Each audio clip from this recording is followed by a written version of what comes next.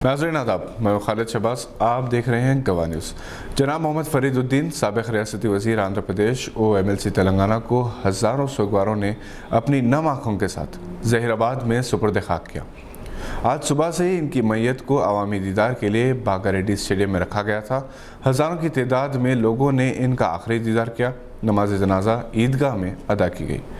जनाब महबूब गौरी नुमाइंदे गवाह की रिपोर्ट के मुताबिक जनाब मोहम्मद महमूद अली वज़ीर दाखिला, KTR के मानक राव MP, भोपाल रेड्डी चेयरमैन कानून साज असम्बली, ज़िले मेदक के तमाम MLAs, Mohammed Farooq Hussain MLC, Qayyum Anwar T news, Hanumanth Rao ज़िला कलेक्टर के अलावा ज़िला परिषद चेयरमैन ने इनकी मैयत का दीदार किया और अरकान ख़ानदान को पुरसा दिया।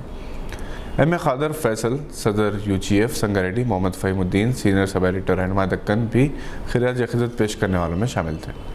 जनाब मोहम्मद फरीदुद्दीन का 29 दिसंबर की शाम हैदराबाद के एक कॉरपोरेट हॉस्पिटल में इंतकाल हो गया। हाल ही में इन्होंने लिवर ट्रांसप्लांट करवाया था। जनाब मोहम्मद फरीदुद्दीन साबिक़ रियासती आंध्र प्रदेश और मौजूदा तेलंगाना के इंतहाई शरीफ सियासतदानों में शुमार किए जाते थे। वो 2 मरतबा ज़हीराबाद से MLA मुंतखब हुए। 2004 से 2009 तक राजशेखर रेड्डी की काबीना में वज़ीर रहे। अपनी खुश अखलाक़ी, सादगी, मिलनसारी की वजह से हर तबक़े में वो यकसां तौर पर मकबूल थे। उलमा कराम और अकाबिरीन मिल्लत से इनके अच्छे रवाबित रहे। वो TRS में शामिल हो गए थे और इन्हें MLC नामज़द किया गया था। गुज़िश्ता महीना TRS के 6 MLC उम्मीदवारों का ऐलान किया गया था, जिसमें फ़रीद साहब का नाम शामिल नहीं था।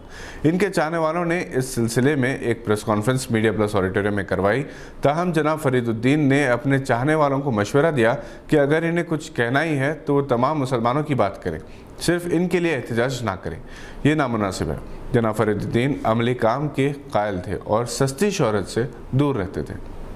यही वजह थी कि वह न सिर्फ मुसलमानों में बल्कि समाज के हर तबक़े में यकसा तौर पर मकबूल थे। इनके इंतकाल की खबर ने सियासी और सहाफ़ती हलकों पर सख्ता तारी कर दिया। रियासती वज़ीर मिस्टर T हरीश राव ने हैदराबाद में फ़रीद साहब का आखिरी दीदार किया और इनके इंतकाल को नाकाबिल तराफ़ी नुकसान करार दिया। कांग्रेस के मुमताज़ रहनुमा जनाब मोहम्मद अली शब्बीर ने भी जनाब फरीदुद्दीन के इंतकाल पर गहरे दुख का इज़हार किया और कहा कि वो एक अच्छे साथी से महरूम हो गए।